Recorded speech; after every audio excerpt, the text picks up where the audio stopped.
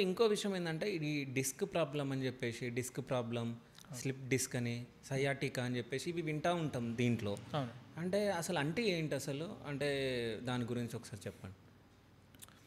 Sciatica మనం మేజర్గా అర్థం చేసుకోవాలంటే మన బాడీలో ఒక సయాటిక్ నర్వ్ అని ఒకటి ఉంటుంది. Nerve okay. అది మన నడుం నుంచి మన కాలు వెంబటి కింది దాకా సప్లై చేస్తుంది. అది మన కాలుకి సప్లై చేసే మేజర్ నర్వ్. దానికి ఏ ప్రాబ్లం వచ్చినా దాన్ని మనం సయాటికా అని సింపుల్ వర్డ్స్లో చెప్పుకుంటాం. ఓకే. అంటే యాజ్ ఎ లేమన్ మామూలు జనాల్లో నీకేం ప్రాబ్లం ఉంది అంటే సయాటికా ప్రాబ్లం ఉంది అని. ఆ సయాటికా గల కారణం ఏంటి అంటే డిస్క్ ప్రాబ్లం. ఓకే.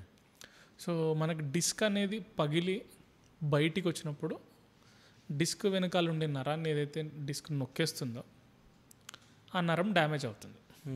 సో ఈ నరం డ్యామేజ్ అయ్యేది రెండు విధాలుగా ఉంటుంది.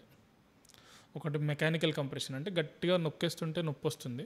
ఇంకోటి కెమికల్ అంటే డిస్క్ అనేది పగిలి బయటకు వచ్చినప్పుడు మన బాడీకి ఉన్న సహజ గుణం ఏంటంటే ఏదైనా మన బాడీని అటాక్ చేస్తుంది అంటే మన బాడీ దాన్ని రిటర్న్ అటాక్ చేస్తుంది మనల్ని మనం కాపాడుకోవడానికి.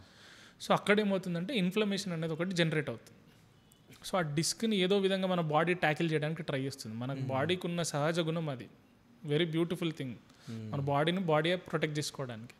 సో ఈ ప్రాసెస్లో ఏమవుతుందంటే ఆ కెమికల్స్ ఏవైతే రిలీజ్ అవుతాయో ఇన్ఫ్లమేషన్ గురి చేస్తాయో దానివల్ల కూడా ఆ నరం ఎక్కడ దాకైతే సప్లై చేస్తుందో అక్కడ పెయిన్ వస్తుంది. ఓకే. సో మనం జనరల్గా వింటూ ఉంటాం నాకు L4-5లో డిస్క్ ఉంది, L5-S1లో డిస్క్ ఉంది. సో ఏ లెవెల్లో డిస్క్ ప్రాబ్లం వస్తుందో ఆ నరం దెబ్బతింటుంది. ఆ నరం ఎక్కడ దాకా సప్లై చేస్తుందో అక్కడ దాకా మనకు పెయిన్ అనేది వస్తుంది. సో దీన్ని మనం డిస్క్ ప్రొలాప్స్ వల్ల వచ్చే ప్రాబ్లమ్స్, సయాటికా ప్రాబ్లమ్స్ ఇది అనుకుంటాం. ఓకే.